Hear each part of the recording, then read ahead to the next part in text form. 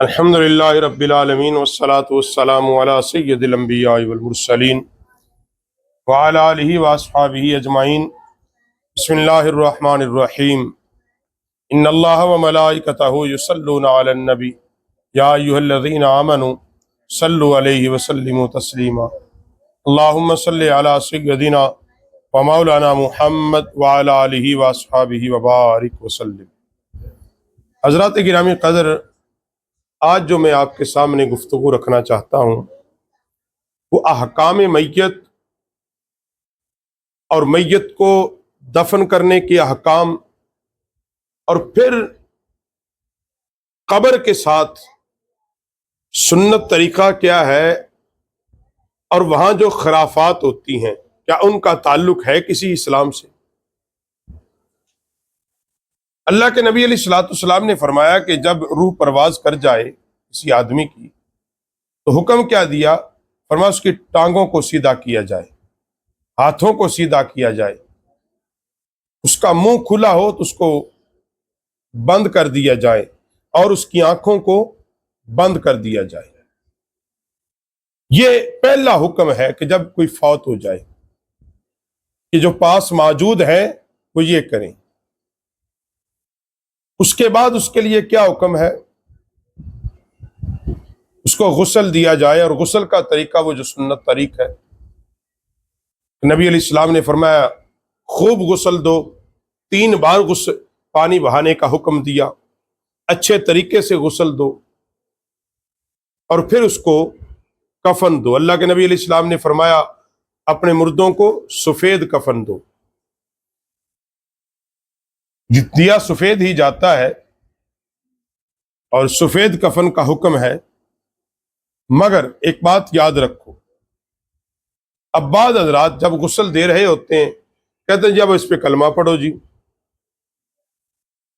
میں یہ عرض کرتا ہوں قرآن و سنت فقہ کی کسی ایک کتاب میں یہ بات کوئی دکھائے کہ جب میت کو غسل دیا جاتا ہے کیا اس پہ کلمہ پڑھنا چاہیے؟ جواب کیا؟ نہیں۔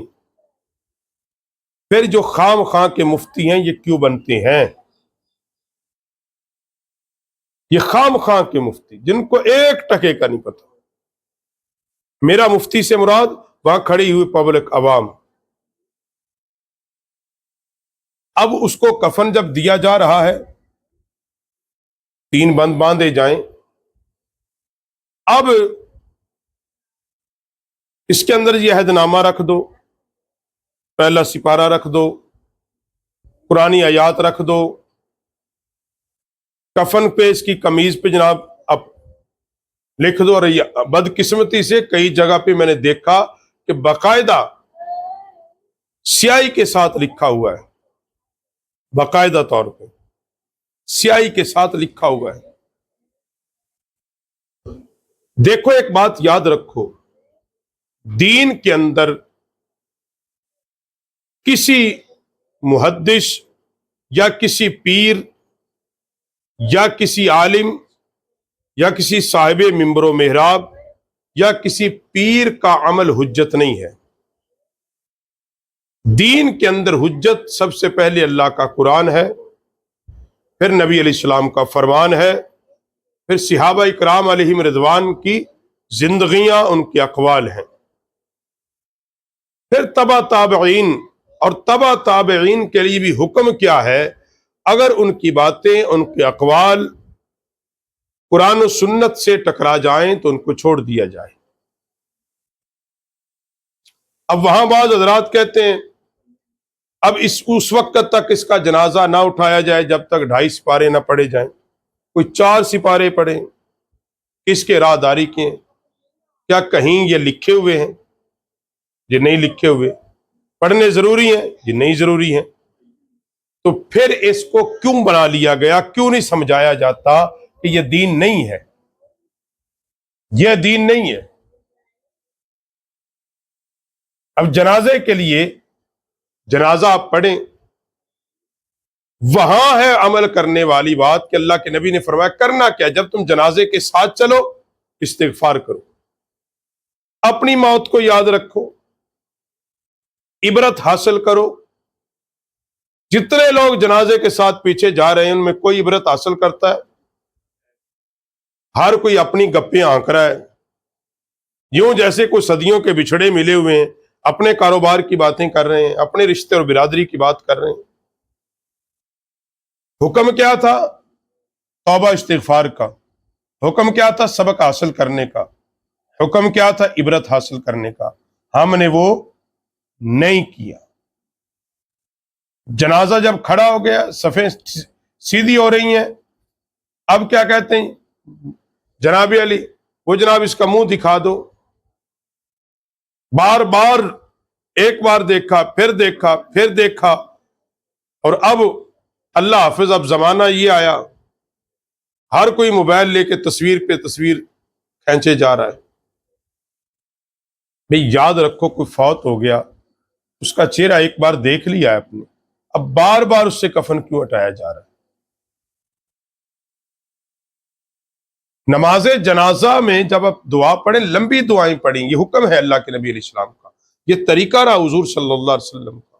ہم 1.5 منٹ میں جنازہ پڑھ کے چل، بعد میں دعا مانگنا بھی نہیں گوارا. کیا تو جنازہ پڑھنے آیا تھا یا رسمن دکھانے آیا تھا؟ یہ جنازہ پڑھنے، پھر جنازہ آتا ہے، جنازے کی دعائیں آتی ہیں، یہ نہیں آتی. بھائی یاد کرو، ضرورت یہ ہے کہ جب تم میت کا جنازہ پڑھو، اللہ کے حضور اس کے لیے بخشش کی دعا کرو، گڑ گڑا کے دعا کرو، اللہ کے حضور اس کے لیے اللہ کا فضل، اس کی رحمت مانگو. جنازہ پڑھا گیا، قبرستان چلے گئے، اس کو اب دفن کرنا ہے. اب جو اہل علم ان کو قریب نہیں آنے دیتے. ہر آدمی کھڑے ہو کے کہتا ہے جی اس کو ایسے اتار دو، اس کا منہ ایسے کر دو، اس کے بند ایسے کھول دو، سلیب پہ کلمہ لکھ دو، عہد نامہ ایسے کر دو. کہ وہ تمام چیزیں جن کا تعلق اسلام سے قطعاً نہیں، اسلام سے ان کا کوئی تعلق نہیں. سنت کے مطابق جنازہ پڑھیں، سنت کے مطابق قبر میں اتار دیں. اب اس کے نیچے چٹائیاں بچھائے، چادریں بچھا رہے ہیں، سلیب پہ کلمہ لکھ رہے ہیں، عہد نامہ رکھ رہے ہیں. بھائی ان تمام چیزوں کا اسلام سے کوئی تعلق نہیں ہے. میت کو اس کے کفن کے ساتھ دفن کیا جائے، اس کے کفن کے ساتھ. اب آپ گپے آنک رہے ہیں، ہم قبروں کی بے حرمتی کرتے ہیں، وہاں جا کے قبروں کے اوپر بیٹھے ہیں. وہاں اللہ کے نبی نے فرمایا قبروں پہ نہیں بیٹھنا، قبروں پہ کھڑے ہیں، اللہ کے نبی نے منع کیا ہے. ہم وہ کر رہے ہیں جو حضور علیہ السلام نے جس بات کے کرنے سے منع کیا، ہم بضد ہو کے وہ کر رہے ہیں، اور جس کے کرنے کا حکم دیا کر ہی نہیں رہے. سگریٹ پی رہے ہیں، گپے آنک رہے ہیں. بھائی تم کیا لینے آئے ہو جنازے کے ساتھ؟ بھائی اب توبہ استغفار کریں، اللہ کے حضور معافی طلب کریں. جو فوت ہو گیا ہے اس کے اللہ کے حضور اس کے لیے بخشش طلب کریں. مٹی ڈالی جا رہی ہے، آپ ہاتھ سے مٹی ڈالیں. 3 بار مٹی ڈالنا حضور علیہ الصلوۃ والسلام کی مبارک سنت ہے. آقا نعمت علیہ السلام جب مٹی ڈال دی جائے پھر اس پہ کھڑے ہو کے تلاوت قرآن کی جائے. مٹی ڈالنے کے بعد کتنے لوگ وہاں رکتے ہیں جو پہلے سارے مفتی تھے؟ حالانکہ مٹی ڈالنے کے بعد حکم ہے اس کی قبر پہ ٹھہر جاؤ، اللہ کا ذکر کرو. جیسے اللہ کے نبی علیہ السلام نے فرمایا اتنی دیر وہاں اللہ کا ذکر کرو جتنی دیر میں ایک اونٹ کو ذبح کر کے اس کا گوشت تقسیم کر دیا جاتا ہے، تاکہ وہ دنیا چھوڑ کے آیا ہے قبر کے ساتھ مانوس ہو جائے. وہاں اللہ کے حضور اس کے لیے آسانی کی دعا کرے. یہ ہے قرآن و سنت کا حکم.